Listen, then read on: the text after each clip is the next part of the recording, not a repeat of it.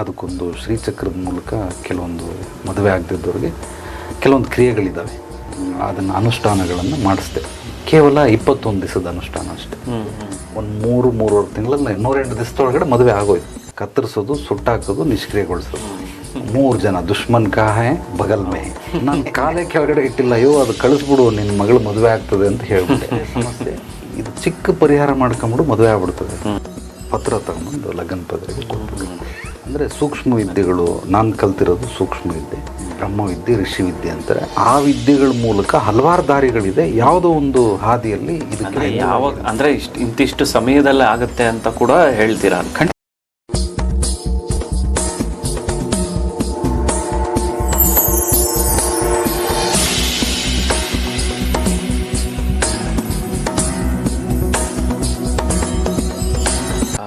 ಗುರುಗಳೇ, ಇವತ್ತಿನ ನಮ್ಮ ಕಾರ್ಯಕ್ರಮದಲ್ಲಿ ನಾನು ಏನು ಕೇಳಕ್ಕೆ ಬಯಸ್ತಾ ಇದ್ದೀನಿ ಅಂದರೆ, ಭಾಳಷ್ಟು ಜನಕ್ಕೆ ಈ ಮದುವೆ ವಿಳಂಬ ಇದು ಸಮಸ್ಯೆ ಭಾಳ ಇದೆ ಯುವಕರಲ್ಲಿ. ಸೊ ಒಬ್ಬೊಬ್ರಿಗೆ 30 ವರ್ಷ 40 ವರ್ಷ ಆಗಿರುತ್ತೆ, ಚೆನ್ನಾಗಿ ಓದಿರ್ತಾರೆ, ಕೆಲಸ ಮಾಡ್ತಾ ಇರ್ತಾರೆ, ಒಳ್ಳೆ ಸಂಬಳ ತೊಗೊತಾ ಇರ್ತಾರೆ. ಸೊ ಅಂಥವ್ರಿಗೂ ಕೂಡ ಹೆಣ್ಣು ಸಿಕ್ಕಿರೋದಿಲ್ಲ, ಇಲ್ಲ ಗಂಡು ಸಿಕ್ಕಿರೋದಿಲ್ಲ.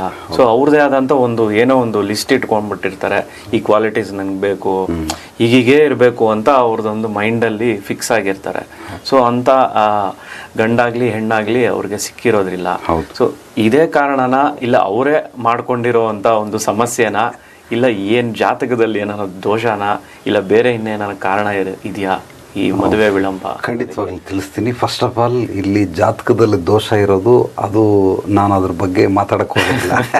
ಯಾಕಂದ್ರೆ ಹೌದು ಹೇಳ್ತಾರೆ, ನನ್ನ ಜಾತಕದಲ್ಲಿ ಏನೋ ದೋಷ ಇದೆ, ಅದಕ್ಕೋಸ್ಕರ ಗುರು ಇದು ಬಂದಿಲ್ಲ ನಿಮ್ಗೆ, ಗುರುಬಲ ಬಂದಿಲ್ಲ ಅಂತ ಹೇಳ್ತಾರೆ ಮದುವೆಗೆ. ಸೊ ಏನದು ನಿಜ? ಇದಕ್ಕೆ 3 ಕಾರಣಗಳು. ಒಂದು, ಮದುವೆ ಆಗದಿರೋದಕ್ಕೆ ಮೂಲ ಕಾರಣ ಗತ ಜನ್ಮದ ಕರ್ಮಗಳು, ಲಾಸ್ಟ್ ಬರ್ತ್. ಎರಡನೇದು ಬಂದು ಪೂರ್ವಜರಿಂದ ಬಂದಂತಹ ಕರ್ಮಗಳು, ಅಂದರೆ ಅವರಪ್ಪ, ಅಜ್ಜಿ, ತಾತ, ಅಪ್ಪನ ಕಡೆ ಅಥವಾ ಅಮ್ಮನ ಕಡೆ. ಮೂರನೇದು ಬಂದು ಈ ದೇಹದಲ್ಲಿ ಮಾಡಿರುವಂಥ ಕರ್ಮಗಳು. ಈ 3 ಕೂಡ ಕಾರಣವಾಗುತ್ತೆ. ಸೊ ಹಂಗಾಗಿರೋದ್ರಿಂದ ಈ ಗತ ಜನ್ಮದ್ದು ಇವ್ರಿಗೆ ಇನ್ನೂ ಮದುವೆ ಆಗದಿರೋದಕ್ಕೆ ಅದು ಮೂಲ ಹುಡುಕ್ಬೇಕು. ಯಾವುದೇ ಸಮಸ್ಯೆಗಳಿಗೆ ನೀವು ಪರಿಹಾರ ಬೇಕು ಅಂದರೆ ಮೊದಲು ಮೂಲ ಹುಡುಕ್ಬೇಕು. ಆ ಮೂಲ ಹುಡುಕೋದಕ್ಕೆ ಕೆಲವೊಂದು ವಿಧಾನಗಳಿದ್ದಾವೆ. ಅಂದರೆ ಸೂಕ್ಷ್ಮ ವಿದ್ಯೆಗಳು, ನಾನು ಕಲ್ತಿರೋದು ಸೂಕ್ಷ್ಮ ವಿದ್ಯೆ, ಬ್ರಹ್ಮವಿದ್ಯೆ, ಋಷಿವಿದ್ಯೆ ಅಂತಾರೆ. ಆ ವಿದ್ಯೆಗಳ ಮೂಲಕ ಹಲವಾರು ದಾರಿಗಳಿದೆ. ಯಾವುದೋ ಒಂದು ಹಾದಿಯಲ್ಲಿ ಇದಕ್ಕೆ ಮೂಲ ಏನು ಅಂತ ತಿಳ್ಕೊಂಡ್ರೆ, ಇದು ಗತ ಜನ್ಮದ ಪ್ರಾಬ್ಲಮ, ಅಥವಾ ಪೂರ್ವಜರಿಂದ ಬಂದ ಪ್ರಾಬ್ಲಮ, ಅಥವಾ ಈತನ ದೇಹದಿಂದ ಬಂದಿರೋ ಪ್ರಾಬ್ಲಮ. ಫಸ್ಟ್ ಇದು ಕಂಡುಹಿಡ್ಕೊಳ್ಬೇಕು. ಕಂಡುಹಿಡ್ಕೊಂಡಾದ ನಂತರ ಅದಕ್ಕೆ ಪರಿಹಾರ ಏನು ಅನ್ನೋದು ಗೋಚರ ಆಗುತ್ತೆ. ಮೂಲನೇ ಗೊತ್ತಿಲ್ಲ ಅಂತಂದರೆ ನಾವು ಅದಕ್ಕೆ ಪರಿಹಾರ ಕೊಡೋದಕ್ಕೆ ಸಾಧ್ಯವಿಲ್ಲ. ಆದ್ದರಿಂದ ಮೂಲ ಕಂಡುಹಿಡ್ಕೊಳ್ಬೇಕಾದ್ರೆ ಅದಕ್ಕಿಂತ ಮುಂಚೆ ಕೆಲವೊಂದು, ಈಗ 25 ವರ್ಷ ಅಂತ ಇಟ್ಕೊಳ್ಳಿ ಹುಡುಗನಿಗೆ ಅಥವಾ ಹುಡುಗಿಗೆ. ಅವಾಗ ನನಗೆ ಇಂಥ ಹುಡುಗಿನೇ ಬೇಕು, ಇಂಥ ಹುಡುಗನೇ ಬೇಕು ಅಂದರೆ ಅದಕ್ಕೆ ಅವರು ಇಂತಿಂಥ ರಿಸ್ಟ್ರಿಕ್ಷನ್ ಹಾಕ್ಬೋದು. ಅದು 30 ವರ್ಷ ಹೋದ್ಮೇಲೆ ಆ ಪಾಯಿಂಟ್ಗಳು ಅನ್ವಯ ಆಗೋದಿಲ್ಲ. ಈಗ ಯಾರೋ ಒಂದು 10 ಪಾಯಿಂಟ್ ಹಾಕಿದರೆ 1-2 ಹೊಂದ್ಕೊಳ್ತದೆ, ಇನ್ನು ಮಿಕ್ಕಿ ಸಿಗಲ್ಲ. ಅಕಸ್ಮಾತ್ 35 ಆಗೋಯ್ತು ಅಂದ್ಕೊಳ್ಳಿ, ಈಗ ಆ ಪಾಯಿಂಟ್ಗಳು ಸಿಗೋದಿಲ್ಲ. ಯಾರಾದರೂ ಹುಡುಗ ಒಪ್ಪಿಟ್ರೆ ಸಾಕು, ಮದುವೆ ಆಗ್ಬಿಡ್ಬೇಕು. ಹುಡುಗಿ ಒಪ್ಪಿದ್ರೆ ಸಾಕು, ಮದುವೆ ಆಗಬೇಕು. ಇನ್ನು 40 ವರ್ಷ ಆಗಿರುತ್ತೆ, ಇನ್ನು ಮದುವೆ ಆಗಲಿ. ಈಗಲೂ ನನಗೆ ಆಪ್ಷನ್ ಇಂತಿಂಥ ಹುಡುಗಿನೇ ಬೇಕು ಅಂತಂದರೆ ಎಲ್ಲಿಂದ ತಗೊಂಬರೋಣ? ಸಾಧ್ಯವೇ ಇಲ್ಲ. ಸೊ ಹಂಗಾಗಿರೋದ್ರಿಂದ ಇದೆಲ್ಲ ಏನು ಅಂದರೆ, ಈಗ ನಾನು ಉದಾಹರಣೆಗೆ ನೀವು ಹೇಳಿದ್ರೆ, ಅಜ್ಞಾನ ಅನ್ನೋದು ಪ್ರತಿಯೊಬ್ಬ ಮನುಷ್ಯನಲ್ಲೂ ಇದ್ದೇ ಇರ್ತದೆ. ಈ ದಡ್ಡತನ, ಮೂರ್ಖತನ, ಅಜ್ಞಾನ, ಅಹಂಕಾರ, ಅವಿವೇಕ, ಇದು ಮನಸ್ಸಿನ ಮೂಲ. ಅದು ಅಂದರೆ ಬೇರದು. ಇದನ್ನು ನಿಗ್ರಹ ಮಾಡೋದಕ್ಕೆ ಕೇವಲ ಗುರು ಒಬ್ಬನೇ ಸಾಧ್ಯ. ಹರಮುನಿದರು ಗುರು ಕಾಯುವ, ಗುರು ದೃಷ್ಟಿ ಕೋಟಿ ದೋಷ ನಿವಾರಣೆ. ಇದನ್ನು ಅವನು ಕಂಟ್ರೋಲ್ ಮಾಡೋಕ್ಕಾಗಲ್ಲ. ಇದನ್ನು ನಿಗ್ರಹ ಮಾಡೋದು ಕೇವಲ ಗುರುವನ್ನು ಮಾತ್ರನೇ ಸಾಧ್ಯ ಹೊರತು ಬೇರೆ ಯಾರಿಂದನೂ ಸಾಧ್ಯವಾಗೋದಿಲ್ಲ. ಇದೆಲ್ಲ ಹೆಂಗೆ ಅಂದರೆ, ಒಂದು ಬಂದರೆ ಇನ್ನು ಮಿಕ್ಕಿದೆಲ್ಲ 4 ಕಾಂಬೋ ಆಫರ್. ಎಲ್ಲ ಪಂಚಪಾಂಡವ್ರ ಥರ ಜೊತೆಲೇ ಇರ್ತದೆ. ಇದೇ ಬರಬೇಕು ಅಂತಿಲ್ಲ, ಮೊದಲು ಯಾವ್ದು ಬಂದರೂ 4 ಬಾಲದ ಥರ ಹಿಂದೆ ಇರ್ತದೆ. ಆದ್ದರಿಂದ ನನಗನ್ಸಿದ್ದು ಒಂದು 30% ಅಷ್ಟು ಆತನ ಒಂದು ಅಜ್ಞಾನದಿಂದ ಅವನಿಗೆ ಮದುವೆ ಆಗಿರಲ್ಲ. ಗತ ಜನ್ಮದ್ದು ಇಲ್ಲ, ಪೂರ್ವಜರದ್ದು ಇಲ್ಲ, ಕೇವಲ ಒಂದು ಅಜ್ಞಾನದಿಂದ ಅವ್ರಿಗೆ ಮದುವೆ ಆಗಿರೋದಿಲ್ಲ. ಒಂದು ಇದರಲ್ಲಿ ಎರಡನೇದೇನಾಗುತ್ತೆ, ಅಗೈನ್ ನಾನು ಮತ್ತೆ ಬರೋದು ವಾತಾವರಣ. ಆ ಮನೆ ಅವನಿಗೆ ಮದುವೆ ಮಾಡೋಕ್ಕೆ ಬಿಡ್ತಾ ಇರಲಿಲ್ಲ. ನಾನು ಸಾಕಷ್ಟು ಮನೆಗಳನ್ನು ನೋಡಿದ್ದೀನಿ. ನನಗೆ ವರ್ಷಕ್ಕೆ 1,000 ಜೀವನ ಅನ್ನೋ ಗಾಡಿಗಳನ್ನು ರಿಪೇರಿ ಮಾಡ್ತೀನಿ. ಈಗ ಗಾಡಿ ನಿಮಗೆ ಕಾರ್ ಓಡ್ಸೋಕೆ ಗೊತ್ತು, ಗಾಡಿ ಓಡ್ಸೋಕೆ ಗೊತ್ತು, ಬಟ್ ರಿಪೇರಿ ಮಾಡೋಕ್ಕೆ ಬರಲ್ಲ. ಹೌದು. ಹಂಗೆ ಜೀವನ ಅನ್ನೋದು ಒಂದು ಕಾರ್ ಇದ್ದಂಗೆ, ಗಾಡಿ ಇದ್ದಂಗೆ. ಅದ್ರ ಮೆಕ್ಯಾನಿಕ್ ನಾನು. I mean life mechanic, mind mechanic. 1,000 ಮಾಡ್ತೀನಿ. ಇದರಲ್ಲಿ ಈ 1,000ದಲ್ಲಿ ಹೆಚ್ಚು ಕಡಿಮೆ 300 ಈ ಕೇಸ್ಗಳಿರ್ತದೆ, ಮದುವೆ ಆಗಿಲ್ಲ, ಮಕ್ಕಳಾಗಲಿಲ್ಲ ಅನ್ನೋದು. ಇದಕ್ಕೇನು ಅಂದರೆ ಆ ವಾತಾವರಣ ಅವರನ್ನು ಬಿಡ್ತಾ ಇರೋದಿಲ್ಲ. ಒಂದು ಮನೆಯಲ್ಲಿ 5 ಜನ ಗಂಡು ಮಕ್ಕಳು, ಒಬ್ಬನಿಗೆ ಮದುವೆ ಆಯಿತು, ಅದು ಬೇರೆ ಮನೇಲಿದ್ದಾಗ ಅವನು ಚೆನ್ನಾಗಿ ಸೆಟ್ಲ್ ಆದ. ಒಂದು ಯಾವುದೋ ಒಂದು ಸೈಟ್ ತೊಗೊಂಡು ಮನೆ ಕಟ್ಟಿದ್ರು.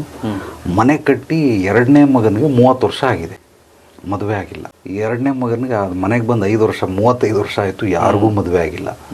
ಬೇರೆ ಎಲ್ಲ ಸಖತ್ತಾಗಿ ದುಡಿತಾವ್ರೆ, ಕಾರ್ ತೊಗೊಂಡ್ರು, ಸೈಟ್ ತೊಗೊಂಡ್ರು, ಇನ್ನೊಂದು ತೊಗೊಂಡ್ರು, ಎಲ್ಲ ಮಾಡಿದ್ರು. ಬಟ್ ಇದು ಮದುವೆ ಆಗ್ತಾಯಿಲ್ಲ. ನಾನು ಕರ್ಕೊಂಡೋದ್ರು, ಎಲ್ಲಿವರೆಗೂ ಈ ಮನೇಲಿ ಇರ್ತಾರೆ, ಯಾವುದು ಶುಭ ಕಾರ್ಯಗಳು ನಡೆಯೋದಿಲ್ಲ. ಇಲ್ಲಿ ಅಕಸ್ಮಾತ್ ನೀವೇನೋ ಧೈರ್ಯ ಮಾಡಿ ಮದುವೆ ಮಾಡಿಬಿಟ್ರು ಕೂಡ ಬಲವಂತವಾಗಿ ಮಕ್ಕಳಾಗೋದಿಲ್ಲ. ಇದು ಈ ವಾತಾವರಣದ ಒಂದು ಸಮಸ್ಯೆ. ಅದಕ್ಕೋಸ್ಕರ ನಾನು ಈ ಥರದ್ದು ಏನೋ ಪ್ರಾಬ್ಲಮ್ ಇದ್ದರೆ ಹೋಗ್ಬಿಡ್ತೀನಿ, ಮನೆಗೆ ಹೋಗಿ ವಿಸಿಟ್ ಮಾಡಿ, ಇಲ್ಲಪ್ಪ ಇದು ಮನೆಯದು ಪ್ರಾಬ್ಲಮ್, ಮನೆಯದು ಏನೂ ಪ್ರಾಬ್ಲಮ್ ಇಲ್ಲ ಅಂದರೆ ನಂದು ಬೇರೆ ಹಾದಿಗಳಿದ್ದಾವೆ, ಆ ಹಾದಿಗಳ ಮೂಲಕ ಮಾಡ್ಕೊಳ್ತೀನಿ. ಒಂದು ಉದಾಹರಣೆಗೆ, ಒಬ್ಬರು ಫೇಮಸ್ ಪರ್ಸ್ನಾಲಿಟಿ, ಹೆಸರು ಹೇಳೋದಿಲ್ಲ, ಮಗಳಿಗೆ 34 ವರ್ಷ, ಮಗನಿಗೆ 37 ವರ್ಷ, ಮದುವೆ ಆಗಿಲ್ಲ. ಮೊದಲು ತಂಗಿಗೆ ಮದುವೆ ಆಗಲಿ, ನಾನು ಆಮೇಲೆ ಅಣ್ಣ, ನಾನು ಆಮೇಲೆ ಆಗ್ತೀನಿ. ಯಾರೋ ಇದೇ ಥರ ಸಮಸ್ಯೆಗೆ ಪರಿಹಾರ ಕೊಟ್ಟಿದ್ದೆ, ಅವ್ರು ಕಳಿಸಿದ್ರು. ಬಂದರು, ಎಲ್ಲ ಪೂರ್ವಾಪರಗಳನ್ನು ಮೊದಲು ಹಿನ್ನೆಲೆ ಪೂರ್ವ, ನಂದೊಂದು 21ರಿಂದ 30 ಪ್ರಶ್ನೆಗಳಿದೆ. ಆ ಪ್ರಶ್ನೆಗೆ ಅವ್ರು ಉತ್ತರ ಕೊಟ್ಟರೆ ನಾನು ಈ ಕೇಸ್ನ ನಾನು ಹ್ಯಾಂಡಲ್ ಮಾಡ್ಬೋದಾ ಇಲ್ಲ ಅಂತ ಗೊತ್ತಾಗುತ್ತೆ. ನಾನು ಕೇಳೋವಂಥ ಪ್ರಶ್ನೆಗೆ ಉತ್ತರ ಕೊಡಬೇಕು, ಅದು ಫ್ಯಾಮಿಲಿಗೆ ಸಂಬಂಧಪಟ್ಟಂತಾಗಿರುತ್ತೆ. ಬಂದರು, ನಾನು ಮನೆಗೆ ಹೋಗ್ಬಿಟ್ಟು ಒಂದು ವಿಡಿಯೋ ಕಳಿಸಿ ಅಂದೆ. ಆತ ಸ್ವಲ್ಪ ದೊಡ್ಡ ಕುಳ, ಬನ್ನಿ ಗುರುಗಳೇ ಅಂದ್ಬಿಟ್ಟು ನಾನು ಎತ್ತಾಕೊಂಡೆ ಹೋಗ್ಬಿಟ್ಟ. ಇಲ್ಲೆಲ್ಲ ಮೈಸೂರು ಹತ್ರ, ಅಲ್ಲಿಂದ ಒಂದು 30 ಕಿಲೋಮೀಟ್ರು ದೂರದಲ್ಲಿ ಹೋಗಿ ಅವ್ರ ಮನೆಗೆ ಗೇಟ್ ಓಪನ್ ಮಾಡಿದ್ರೆ ಗೇಟ್ಗೂ ಮನೆಗೂ ಸುಮಾರು 1 ಕಿಲೋಮೀಟರ್ ದೂರ ಇದೆ. ಅಷ್ಟು ದೊಡ್ಡ ಮನೆ, ದೊಡ್ಡ ಜಮೀನ್ದಾರ. ಹೋಗಿದ ತಕ್ಷಣವೇ ಮನೆ, ತೊಟ್ಟಿ ಮನೆ, ಭಾಳ ಚೆನ್ನಾಗಿ ಮಾಡ್ಕೊಂಡಿದ್ದಾರೆ. ಅದು 150 ವರ್ಷದ ಮನೆ, ಬಟ್ ಹಂಗೆ ಕಾಣಿಸಲ್ಲ. ಆ ಪಕ್ಕದಲ್ಲಿ ಒಂದು ಚಪ್ಪಡಿ ಕಲ್ಲು ಹಾಕ್ಬಿಟ್ಟಿದ್ದಾರೆ ಪೂರ್ತಿ. ಅದು ಜೋಡಿಸಿಲ್ಲ, ರ್ಯಾಂಡಮ್ಮಾಗಿ ಬಿಸಾಕ್ಬಿಟ್ಟವ್ರೆ. ನಾನು ಹೋಗಿದ ತಕ್ಷಣ ಕಾರ್ಯ ಹೇಳ್ದಿಲ್ಲ, ನೋಡಪ್ಪ ನಿನ್ನ ಸಮಸ್ಯೆ ಇಲ್ಲೈತೆ, ಆ ಚಪ್ಪಡಿ ಕಲ್ಲನ್ನ ಜರುಗಿಸ್ಬಿಡು, ನಿನ್ನ ಮಗಳಿಗೆ ಮದುವೆ ಆಗುತ್ತೆ, ನನಗೆ ಅರ್ಜೆಂಟ್ ಕೆಲಸ ಇದೆ, ನನ್ನನ್ನು ಎತ್ತಾಕೊಂಬಂದ್ಬಿಟ್ಟಿದ್ದು, ನಾನು ಕರ್ಕೊಂಡೋಗಿ ಬಿಟ್ಬಿಡು ಅಂದೆ. ಇಷ್ಟೇ ಸಮಸ್ಯೆ, ಇನ್ನೇನು ಬೇರೆ ಇಲ್ಲ. ಅಂದರೆ ಏನು ಅದು ಅರ್ಥ ಆಗಿಲ್ಲ. ಅಂದರೆ ಈಗ ಮನೆ ಮುಂದ್ಗಡೆ ಬಾಗಿಲು, ಮೇನ್ ಡೋರು ಲೆಫ್ಟ್ ಸೈಡಲ್ಲಿ ಇವರು ಚಪ್ಪಡಿ ಕಲ್ಲು ಹಾಕ್ಬಿಟ್ಟವ್ರು. 1-2 ಅಲ್ಲ, ಸುಮಾರು 100, ಒಂದು 300-400 ಇರ್ಬೋದು, ದೊಡ್ಡ ಸೈಜ್ ಚಪ್ಪಡಿ ಕಲ್ಲು. ಅಂದರೆ ಆ ಸಮಸ್ಯೆಗೂ ಇವ್ರು ಮದುವೆ ಆಗದೆ ಇರೋದು ಏನು ಕಾರಣ? ಅದು ಅಲ್ಲಿ ಕಲ್ಲಿರೋದಕ್ಕೂ ಏನಾಗುತ್ತೆ ಅಂದರೆ, ಇವಾಗ ನಿಮ್ಮ ಚಕ್ರಕ್ಕೆ ನಾನು ಲಾಕ್ ಹಾಕ್ಬಿಟ್ಟಿದ್ದೀನಿ, ಹೆಂಗೆ ಓಡಿಸ್ತೀರಾ? ಈಗ ಅದು ಪಾರ್ಕಿಂಗ್ ಅಲ್ಲಿ ನಿಲ್ಸಿದಾಗ ಹಾಕಿಬಿಟ್ಟಿರ್ತಾರಲ್ಲ ಪೊಲೀಸ್ನವರು, ಅದು ತೆಗೆದ್ರೆ ನೀವು ಮುಂದೆ ಹೋಗುತ್ತೆ, ಇಲ್ಲಾಂದ್ರೆ ಹೋಗಲ್ಲ. ಇದು ಅದೇ ಥರನೇ ಮದುವೆಗೆ ನಿಂತ್ಕೊಂಡಿರೋದು ಕಾರಣ ಇದು. ಈಗ ನಾನು ಹೋಗ್ಬಿಟ್ಟು, ಗುರುಗಳೇ ಪ್ಲೀಸ್ ಹಂಗೆ ಮಾಡ್ಬಿಡಿ, ಎಷ್ಟು ದೂರ ಬಂದಿದ್ದೀರಾ ಇರಿ ಅಂತ ಅವತ್ತು ರಾತ್ರಿ ನಾನು ಅಲ್ಲಿದ್ದೆ. ಎಲ್ಲ ಕುತ್ಕೊಂಡು ಮಾತಾಡಿ ಹಂಗೆ ಹಿಂಗೆ. ಬೆಳಿಗ್ಗೆನೆ JCB ಕೆಲಸದವರೆಲ್ಲ ಬಂದರು. ಆ ಚಪ್ಪಡಿ ಕಲ್ಲನ್ನೆಲ್ಲ ಆಯ್ತು, ಏನೋ ಜೋರಾಗಿ ಕೂಗ್ಕೊಂಡ್ರು, ಗಲಾಟೆ ಐತಿ. ಏನು ಅಂತ ನೋಡಿದ್ರೆ ಹಾವು ಅಂತ ಅಂದ್ಬಿಟ್ಟು ಅವನು ಯಾರೋ ಕಲ್ಲು ಎತ್ಕೊಂಡ್ಬಿಟ್ಟು ಹೊಡೆಯೋಕ್ಕೆ. ಆ ಕಲ್ಲು ಕೆಳಗಡೆ 2 ಜೋಡಿ ನಾಗರಾವುಗಳು, ಅಂದರೆ ಗಂಡು ಹೆಣ್ಣು. ನನಗೆ ನಿಜವಾಗ್ಲೂ ನಮ್ಮ ಅಪ್ರಾಣೆ ಗೊತ್ತಿಲ್ಲ ಹಾವಿದೆ ಅಂತ. ನಿಮಗೆ ಗೊತ್ತಿಲ್ಲ, ಸಮಸ್ಯೆ ಇಲ್ಲಿದೆ ಅಂತ ಗೊತ್ತು, ಬಟ್ ಹಾವಿದೆ ಅನ್ನೋದು ನನಗೆ ಗೊತ್ತಿಲ್ಲ. ನಾನು ಅವನ್ನ ತಳ್ಬಿಟ್ಟೆ, ಹೋಗಿ ಕಲ್ಲು ಪಕ್ಕದಲ್ಲಿ ಬಿದ್ದೋಯ್ತು, ಹಾಗೆ ಹೋಗ್ಬಿಡ್ತದೆ, 2 ತಪ್ಪಿಸ್ಕೊಳ್ತು. ಈಗ ನನಗೆ ಗೋಚರ ಆಯಿತು, ಅಂದರೆ ಸಂಪೂರ್ಣವಾಗಿ ಅರ್ಥ ಆಯ್ತು. ಇದುವರೆಗೂ ಸಂಪೂರ್ಣವಾಗಿ ಅರ್ಥ ಆಗಿರಲಿಲ್ಲ. ನಾನು ಯಾವಾಗ ಆಗ್ತಾ ಇಲ್ಲಿ ಕಲ್ಲಿ, ನಾನು ಸ್ವಲ್ಪ ಹೊರಟಾಗಿ ಮಾತಾಡೋದು, ಯಾವಾಗ ಆಗ್ತಾ ಇಲ್ಲಿ ಅಂತ. ಗುರುಗಳೇ ಆಯಿತು, ಒಂದು 6-7 ವರ್ಷ ಆಯಿತು ಅಂತ. ಯಾವಾಗ ಹಾವು ಬಂದು ಸಿಗಾಕೊಂಡಿದೆ ಅಲ್ಲಿಂದ ಈ ಸಮಸ್ಯೆಗಳು ಇನ್ನೂ ಜಾರಿಯಲ್ಲಿದೆ. ಏನಾಗಿದೆ, ಹಾವುಗೆ ಓಡಾಡೋದಕ್ಕೆ ಸ್ಥಳ ಇದೆ, ಬಟ್ ಹೊರಗಡೆ ಹೋಗೋದಕ್ಕೆ ಜಾಗ ಇಲ್ಲ. ಅದು ಒಂದು ಚಪ್ಪಡಿ ಕಲ್ಲೆಲ್ಲ ಹಿಂಗೆ ಜೋಡಿಸ್ಕೊಂಡು ಅದೇನೋ ಕ್ರಿಮಿಕೀಟಗಳು ತಿನ್ಕೊಂಡು ಪಾಪ ಬದುಕಿದೆ. ಆಚೆನೆ ಬಂದಿಲ್ಲ ಅದು. ಬಿಲ ಅದಕ್ಕೆ ತೋಡಕ್ಕಾಗಲ್ಲ, ಯಾವುದಾದ್ರೂ ಎಲಿ ಯಾಕಣ ತೋಡಿದ್ರೆ ಹೋಗ್ತದೆ ಪಾಪ, ಅದು ಬಿಲನೂ ಕಂಡಿಲ್ಲ. ಇದಾದ ಮೇಲೆ ಈಗ ಈ ಚಪ್ಪಡಿ ಕಲ್ಲನ್ನು ನೀನು ಮಾರಂಗಿಲ್ಲ, ಇದನ್ನ ದಾನ ಮಾಡಿಬಿಡ್ಬೇಕು, ಅಂದರೆ ಕೊಟ್ಬಿಡ್ಬೇಕು. ಅವ್ರದ್ದೇ ದೇವಸ್ಥಾನ ಇತ್ತು, ತಗೊಂಡೋಗಿ ಕೊಟ್ಬಿಟ್ಟು ಅದನ್ನು ದೇವಸ್ಥಾನಕ್ಕೆ ಖರ್ಚು ಮಾಡ್ಕೊಳ್ಳಿ ಅಂತ ಕೊಟ್ಬಿಟ್ರು. ಈಗ ನಾನು ಅಷ್ಟು ಅರ್ಜೆಂಟ್ ಮಾಡ್ತಾ ಇದ್ದವನು 2 ರಾತ್ರಿ ಅಲ್ಲೇ ಇದ್ದೆ. ಅವ್ರ ಮನೆಯಲ್ಲೇ ವಾಸ ಮಾಡಿ ಎಲ್ಲ ಕ್ಲೀನಾಗಿ ನೋಡಿಕೊಂಡು ಏನು ಎತ್ತ ಅಂತಂದರೆ ಅಲ್ಲೇನಾಗಿದೆ ಅಂದರೆ ಏನೋ ಒಂದು ಮದುವೆ ಆಗದಿರೋ ಥರ ಒಂದು ದಿಗ್ಬಂಧನ ಮಾಡಿಸ್ಬೇಕು. ನಾನು ಇದನ್ನು ನಿಮ್ಗೆ ಹೇಳ್ತಾ ಇದ್ದೀನಿ, ಅವ್ರಿಗೆ ಹೇಳಲಿಲ್ಲ, ಇವತ್ತವರೆಗೂ ಹೇಳಿಲ್ಲ. ಇದು ವಿಡಿಯೋ ನೋಡಿದ್ರೆ ಗೊತ್ತಾಗುತ್ತೆ ಅಷ್ಟೇ ಅವ್ರಿಗೆ. ಇದೆಲ್ಲ ಆಗ್ಬಿಟ್ಟಿದೆ, ಯಾಕೆ ಏನು ಅಂತ ಗೊತ್ತಾಗಲಿಲ್ಲ. ನಾನು ಹೇಳಲಿಲ್ಲ. ನಂದೇನಂದರೆ ಸಮಸ್ಯೆಗೆ ಪರಿಹಾರ ಕೊಡೋದಷ್ಟೇ. ಈ ಥರ ಎಲ್ಲ ಹೆದರ್ಸೋ ಕೆಲಸ ನಾನು ಮಾಡಲ್ಲ. ನನಗೆ ಹೆದರ್ಸಿದ್ರೆ ನಮ್ಮ ಗುರುಗಳು ಬಂದು ಹೊಡಿತಾರೆ ನನಗೆ. ಅದಕ್ಕೆ ಹೆದರ್ಸೋದಿಲ್ಲ. ಮೂಲ ಹುಡುಕ್ತೆ. ಆ ಹುಡುಗಿಗೆ ಕೆಲವೊಂದು ಯೋಗ ಕ್ರಿಯೆ, ಧ್ಯಾನ ಕ್ರಿಯೆ ಹೇಳ್ಕೊಟ್ಟೆ. ಅದಕ್ಕೊಂದು ಶ್ರೀಚಕ್ರದ ಮೂಲಕ ಕೆಲವೊಂದು ಮದುವೆ ಆಗದಿದ್ದವ್ರಿಗೆ ಕೆಲವೊಂದು ಕ್ರಿಯೆಗಳಿದ್ದಾವೆ, ಅದನ್ನು ಅನುಷ್ಠಾನಗಳನ್ನು ಮಾಡಿಸ್ದೆ. ಕೇವಲ 21 ದಿವಸದ ಅನುಷ್ಠಾನ ಅಷ್ಟೆ. ಅದನ್ನು ಮಾಡಿಸಿದ್ಮೇಲೆ ಹೇಳ್ದೆ, ಇಲ್ಲಪ್ಪ ಮದುವೆ ಆಗುತ್ತೆ, ಯಾರೋ ಫಾರಿನಿಂದ ಬರ್ತಾನೆ, ನಿನ್ನ ಮಗಳು ಯಾವತ್ತಿದ್ರು ಫಾರಿನ್ಗೆ ಹೋಗ್ತಾಳೆ. ನಾನು ಅವ್ರ ಮನೆಗೆ ಹೋಗಿ ಕರೆಕ್ಟಾಗಿ 45 ದಿವಸ ಆಗಿದೆ. ಹುಡುಗ ಬಂದ, ಮಾತುಕತೆ ಆಯಿತು. ಒಂದು 2 ತಿಂಗಳಿಗೆ ಎಂಗೇಜ್ಮೆಂಟ್ ಆಯಿತು. ಒಂದು 3-3.5 ತಿಂಗಳಲ್ಲಿ 108 ದಿವಸದೊಳಗಡೆ ಮದುವೆ ಆಗೋಯ್ತು.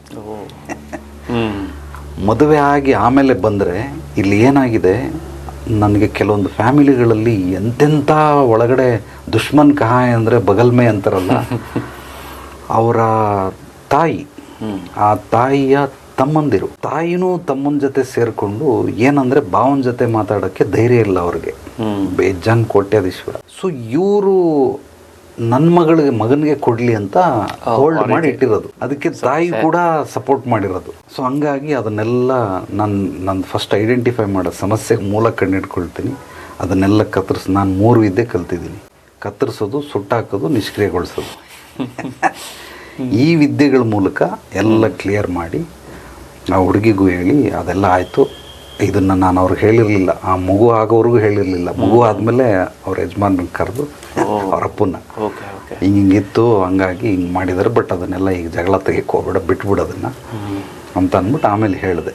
ಸೊ ಈ ರೀತಿ ಕೆಲವೊಂದು ಸಮಸ್ಯೆಗಳು, ಒಂದು ಅಲ್ಲಿದೆ ಚಪ್ಪಡಿ ಕಲ್ಲು, ಅದರ ಒಳಗಡೆ ಇರೋ ನಾಗರಾವು, 2 ಜೋಡಿ ನಾಗರಾವು, 3ನೇದು ಬಂದು ಅವ್ರ ಮನೆ ಫ್ಯಾಮಿಲಿ, 3 ಜನ ದುಶ್ಮನ್ ಕಾಹೆ ಬಗಲ್ ಮೆಹೆ, ಎಲ್ಲ ಅಲ್ಲೇ ಇತ್ತು ಅಷ್ಟೇ. ಈ ರೀತಿ ಕೆಲವೊಂದು ಸಮಸ್ಯೆಗಳಿರ್ತವೆ. ಪಾಪ ಅವ್ರಿಗೆ ಗೊತ್ತಾಗೋದಿಲ್ಲ. ಅದನ್ನ ಮೊದಲು ಮೂಲ ಹುಡುಕ್ಲೇಬೇಕು. ಆಕ್ಚುಲಿ ಅವರು, ನಾನು ಅವತ್ತು ಹೋಗ್ಲಿಲ್ಲ ಅಂದ್ರೆ ಮುಂದೆ ಹೋಗ್ತಾ ಇದ್ದೆ, ಏನೋ ಬಲವಂತವಾಗಿ ಎತ್ತಾಕೊಂಡು ಹೋಗ್ಬಿಟ್ಟ. ಹೆಂಗೋ ಒಟ್ಟಿನಲ್ಲಿ ಸಮಸ್ಯೆ ಸಾಲ್ವ್ ಆಯ್ತು ಅಷ್ಟೆ. ನೋಡಿ, 34 ವರ್ಷದಿಂದ ಆಗದೆ ಇರೋಂಥದ್ದು 108 ದಿವಸದಲ್ಲಿ ಆಗೋಯ್ತು. ನಾನು ಹೆಸರು ಹೇಳಕ್ಕೆ ಇಷ್ಟಪಡಲ್ಲ. ಇದಕ್ಕಿಂತ ಮುಂಚೆ ಕೆಲವರು ಬಂದು ಅಲ್ಲಿ 108 ಕಳಶ ಪೂಜೆ ಮಾಡಿಸಿದ್ದಾರೆ. ಸುಮಾರು ಆ ಯಪ್ಪ ಒಂದು 6 ಕೋಟಿ ರೂಪಾಯಿವರೆಗೂ ಖರ್ಚು ಮಾಡಿದ್ದಾನೆ ಈ ಮದುವೆ ವಿಚಾರಕ್ಕೆ. ಮದುವೆ ಆಗಲಿಲ್ಲ 108 ಕಳಶ ಪೂಜೆ. ಅದು ಯಾವುದೋ ಇನ್ನೊಂದು, ಅದು ಏನೋ ಪೂಜೆ ಹೇಳ್ತಾರೆ, ಅದ್ರ ಹೆಸರು ಗೊತ್ತಿಲ್ಲ. ಅಷ್ಟಮಂಗಳ ಪೂಜೆ ಏನೋ ಮಾಡಿಸಿದಂತ, ಅದಕ್ಕೊಂದು ಎಲ್ಲ ಲಕ್ಷಗಟ್ಲೆನೆ ಅಲ್ಲೇ ಮಾಡಿಸಿದ್ದಾರೆ, ದೇವಸ್ಥಾನದಲ್ಲಿ ಮಾಡಿಸಿದ್ದಾರೆ, ಇನ್ನೊಂದು ಕಡೆ ಎಲ್ಲೋ ಪುಣ್ಯಕ್ಷೇತ್ರದಲ್ಲಿ ಮಾಡಿಸಿದ್ದಾರೆ. ಏನು ಮಾಡಿದ್ರು ಹೇಗಿಲ್ಲ. ನಾನು ಹೇಳೋದು, ನಿಜವಾಗ್ಲೂ ಆ ಸಮಸ್ಯೆಗೆ ಮೂಲ ಹುಡುಕಿದ್ರೆ ಪರಿಹಾರ ಸಿಗೋದು. ಈಗ ನಾನು ಹೆಂಗೆ ಹುಡುಕಿದೆ? ಹೌದು, ನಾನು ಕಾಲೇ ಕೆಳಗಡೆ ಇಟ್ಟಿಲ್ಲ, ಅಯ್ಯೋ ಅದು ಕಳಿಸ್ಬಿಡು, ನಿನ್ನ ಮಗಳು ಮದುವೆ ಆಗ್ತದೆ ಅಂತ ಹೇಳ್ಬಿಟ್ಟೆ. ಅಂದರೆ ಈ ಪೂಜೆ ಪುನಸ್ಕಾರಗಳು ನನಗೆ ತಿಳಿದಂಗೆ ಸಹಾಯಕ್ಕೆ ಬರ್ತದೆ. ನಾನು ಅದನ್ನು ಅಲ್ಲಗಳಿತಾ ಇಲ್ಲ. ಈಗ ಸಿಂಹ ಗುಹೆಲ್ ಕೂತ್ಕೊಂಡಿದೆ, ಗಂಟೆ ಬಾರಿಸ್ತಾ ಇದೆ, ವೀರಾಂಜನೇಯ ನಂಗೆ ಜಿಂಕೆ ಬಂದು ಬಾಯಿಗೆ ಬರ್ತದೇನಪ್ಪ, ಸಿಂಹ ಆದ್ರೂ ಅಲ್ಲೇ ಹುಡ್ಕೊಂಡು ಹೋಗ್ಲೇಬೇಕು. ನಿನಗೆ ಎಷ್ಟು ಆಹಾರ ಬೇಕು, 1000 ಲಕ್ಷ ಪಟ್ಟು ಕೊಟ್ಟಿದ್ದಾನೆ ಭಗವಂತ. ಹೌದು, ಹೋಗು, ಗುಹೆ ಬಿಟ್ಟು ಆಚೆ ಹೋಗು, ಹುಡುಕು, ನಿಜ, ಕುತ್ಕೋ, ಇಡೀ ಬೇಟೆ ಆಡು, ತಿನ್ನು, ಎಷ್ಟು ಬೇಕು ಬಿಟ್ಬಿಡು, ನಾಯಿ ನರಿಗಳು ತಿನ್ಕೋತವೆ. ಹಿಂಗಿರ್ಬೇಕಾದ್ರೆ ಗಂಟೆ ಹಿಡ್ಕೊಂಡು ಗದದ ಪೂಜೆ ಮಾಡಿದ್ರೆ ಬರ್ತದ? ಇಲ್ಲ. ಪೂಜೆ ಮಾಡಬೇಕು. ಹೆಂಗೆ? ಭಗವಂತ, ನಾನು ಬೇಟೆ ಆಡಕ್ಕೆ ಹೋಗ್ತಾ ಇದ್ದೀನಿ, ಶಕ್ತಿ ಚೈತನ್ಯ ಕೊಡಪ್ಪ, ಹೊಟ್ಟೆ ತುಂಬ ಆಹಾರ ಕೊಡು ಅಂತ ಭಕ್ತಿಯಿಂದ ಕೇಳ್ಕೊಂಡು ಬೇಕಾದ್ರೆ ಹೋಗ್ಬೋದು ಅಷ್ಟೇ. ಬಟ್ ಕೆಲವ್ರು ಪೂಜೆ ಮಾಡ್ತಾ ಇರೋದು ಏನಕ್ಕೆ ಅಂದ್ರೆ ಜಿಂಕೆನೇ ಬರಲಿ ಅಂತ, ಅದೇ ನನ್ ಗುಹೆಗೂ ಹತ್ರ ಬರಲಿ ಅಂತ. ಅದು ಸಾಧ್ಯವೇ ಇಲ್ಲ.